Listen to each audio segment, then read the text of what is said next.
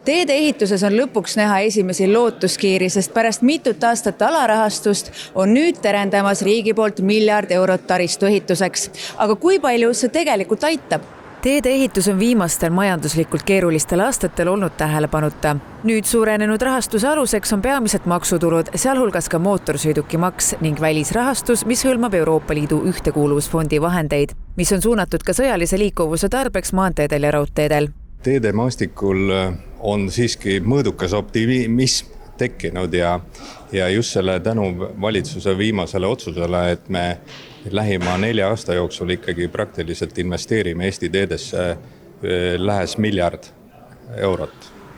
Ja samal ajal peame muidugi inseneridena, me oleme taristuehituse liit ja meil on inseneride liit, et peame andma ka aru, et eelneva perioodi alarahastus on kindlasti mõjutanud Eesti teede kvaliteeti ja täna on meil pindmiste kihtide kahjustusi juba rohkem, kui me oskasime võib-olla varasemalt eeldada.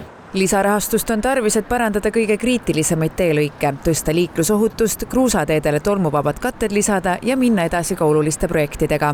Algavate tööde hulka kuuluvad näiteks Tallinna-Pärnu-Ikla tee 2+2 lõigud ning Tallinna-Tartu-Võru-Luhamaa möödasõit. Nagu ikka, turumajandus, et konkurents paneb kõike paika ja kui tööd on ka turul vähe, siis seda nii-öelda tugevam surve on hindadele ja loomulikult kui nüüd ka sisendhinnad on stabiliseerunud, siis ma arvan, et maksumaksja vaates ja riigi vaates on täna jällegi nagu väga hea aeg, millal teedesse investeerida.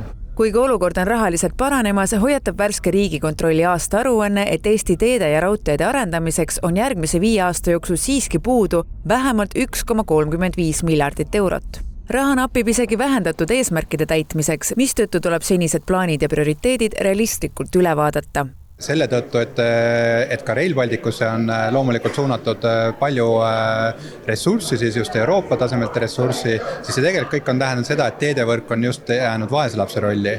Ja selle miljardi sees on nüüd siis see, et valitsus on otsustanud, et järgmisel aastal, kui ka sealt edasi loodetavasti, siis mõnevõrra teederahastus tõuseb, ehk siis see küll ei ole sellisel tasemel, mida tegelikult oleks vaja selleks, et punkt 1 remondivõlga vähendada, või siis ka tegelikult, et jooksvalt tagada teede samaväärne säilimine, nagu me ette oleme näinud, aga loomulikult see on samm õiges suunas. Kuigi riigi poolt taristuehitusele eraldatav summa muljet avaldab, jääb küsimus, kas teede rahastuses suudetakse sellega kinni katta vaid viimaste aastatega lagunenud teekatted või jääb teedevõrgu arendamiseks piisavalt. Taristuliidu juhi sõnul oleks unistus iga-aastaselt veel 70 miljonit eurot riigiteedele lisaks leida.